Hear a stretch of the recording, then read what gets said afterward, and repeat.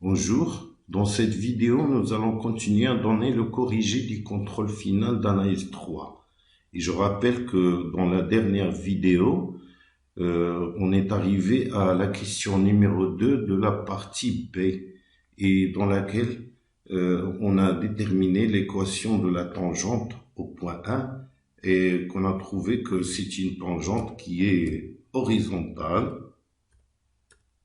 et qui a pour équation y égale 1. Alors ensuite, on nous a demandé de déterminer ou de préciser la position du graphe de la fonction f par rapport à cette tangente. Alors on a donc à utiliser le développement limité précédent qui montre que f de x moins 1 il est donc équivalent à ce terme-là qui est tout le temps négatif parce qu'on a ici une puissance paire. Donc ce qui fait que la tangente t ou bien la fonction c, indice f, elle est au-dessous et au-dessous de cette tangente, au-dessous de t. Ensuite, dans la question numéro 3, on nous demande de calculer la dérivée quatrième de la fonction f au point 1.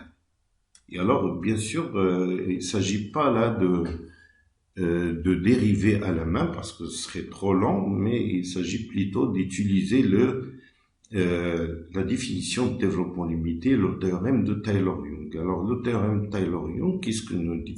Il nous dit que le terme indice 4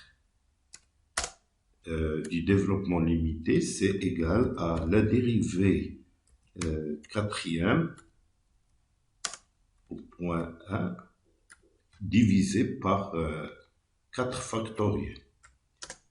Et alors, maintenant, dans ce développement limité, on voit que A indice 4, c'est égal à moins 1 sur 4. Donc, ce qui fait que, donc, en identifiant, on a A4, donc, c'est-à-dire, ça, c'est égal à, donc, moins 1 sur 4. Et donc, par conséquent, on a la dérivée quatrième au point 1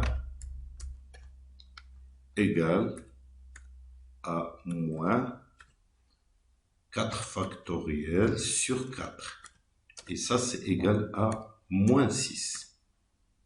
Alors, donc, vous voyez que le développement limité, ça permet de calculer les dérivées successives de la fonction au point auquel on a ce développement limité sans trop de difficultés.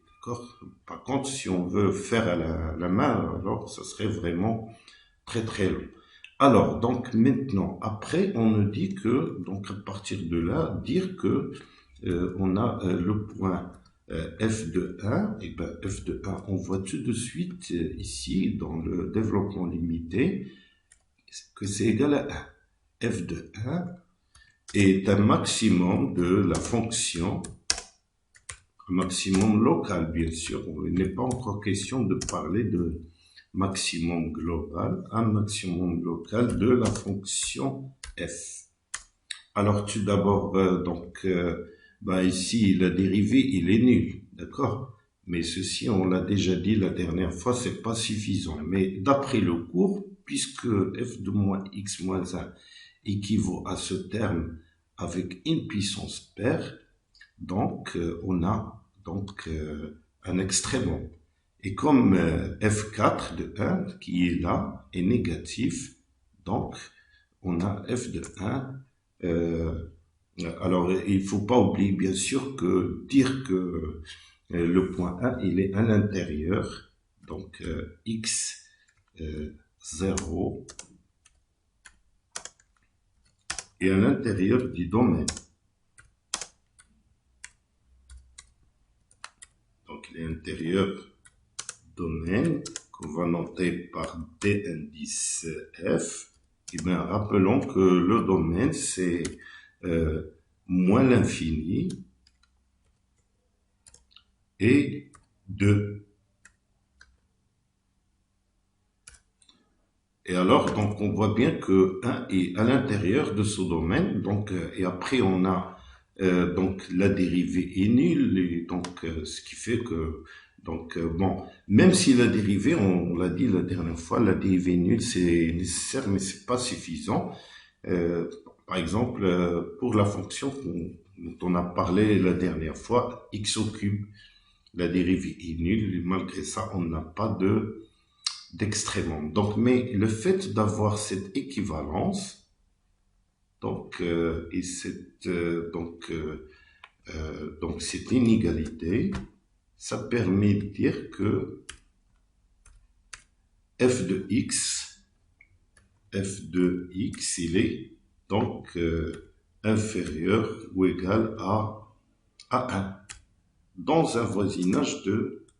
Parce que le développement limité, c'est valable uniquement dans un voisinage. Un voisinage, c'est-à-dire dans un intervalle autour de 1. On ne sait pas ce qui arrive hors de ce voisinage. Et donc, on dit qu'on a juste un maximum local. Alors, dans la dernière question, on nous demande de montrer qu'effectivement, on a ce point est un maximum global. Un max global, c'est-à-dire que toutes les valeurs, donc f de x, il est plus petit que f de 1 pour tout x, dans le domaine de définition de la fonction, pour la fonction f. Alors, bien sûr, ici, le dl ne nous sera d'aucun secours. Et alors, on va étudier les variations de la fonction pour voir est-ce que c'est un maximum global ou est-ce qu'il y a d'autres maximums qui peuvent le dépasser.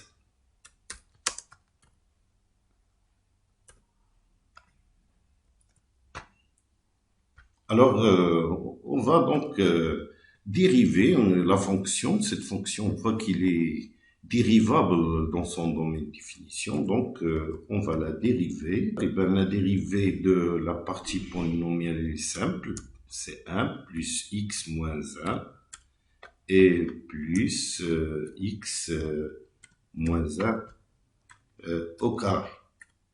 Et bien l'autre se présente sous forme de ln ux.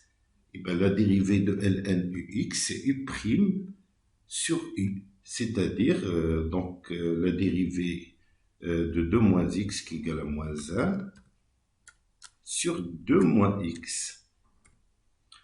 Alors maintenant, donc, pour étudier le signe de cette dérivée, on peut remarquer la chose suivante, si on ne veut pas faire trop de calculs, que ça c'est une suite géométrique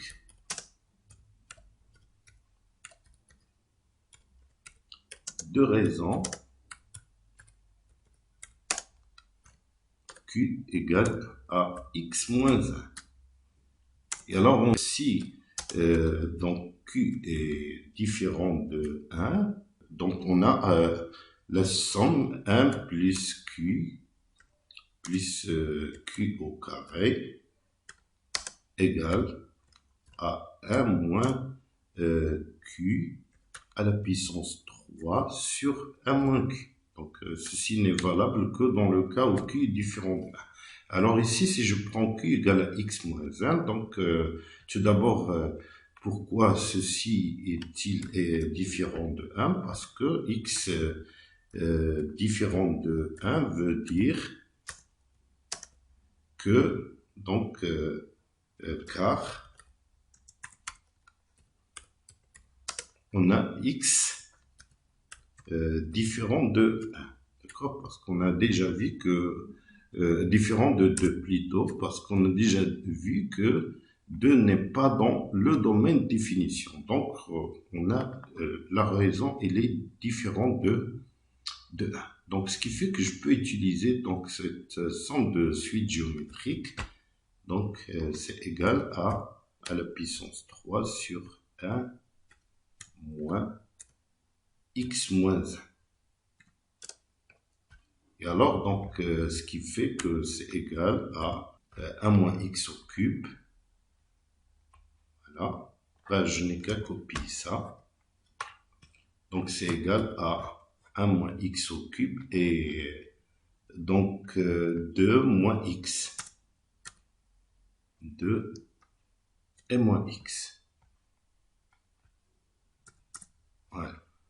Alors maintenant, la dérivée de ln2 moins x, on a déjà vu que c'était ça. Donc f' de x égale à, donc c'est la dérivée de la partie polynomiale et moins la dérivée du logarithme. D'accord? Donc, on peut le faire directement, mais c'est un peu lent. Donc, comme ça se fait rapidement. Donc, ce qui fait que c'est égal à x moins 1 au cube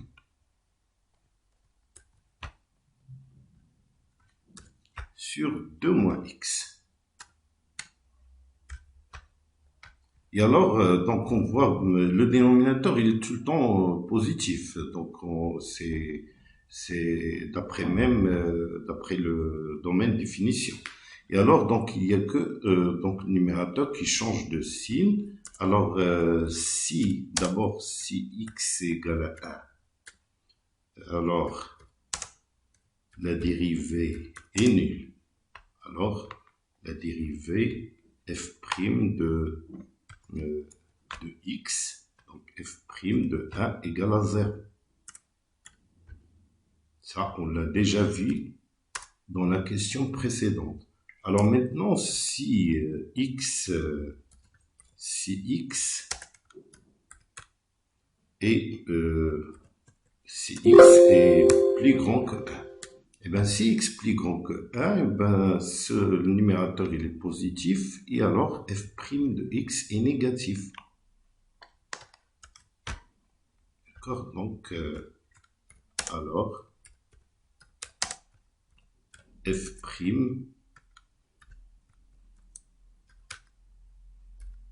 de x est négatif. D'accord? Parce qu'il n'y a qu'une seule racine pour la dérivée. Donc, ce qui fait que si on est au-dessus de 1 pour x supérieur à 1, et ben c'est négatif. Et de même, si x est strictement plus petit que 1, si x est plus petit que 1 strictement, alors f' de x est strictement positif. Et alors on en déduit que donc on a donc ici la fonction il est donc f' est strictement décroissante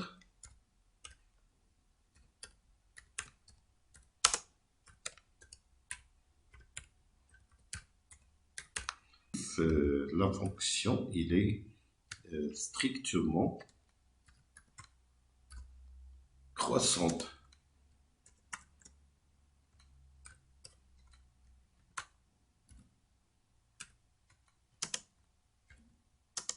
Est strictement croissante. Donc, ce qui fait que, puisqu'on a un maximum, donc c'est le seul maximum de cette fonction. Donc, f de 1 est un maximum global.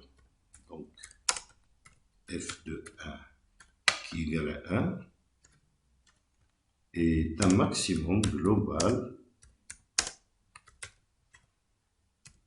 D'ailleurs, c'est le seul maximum. Parce qu'on peut avoir plusieurs maximums et un maximum global qui est le plus grand de ces maximums. Mais ici, il n'y a qu'un seul maximum, donc c'est un maximum qui est global.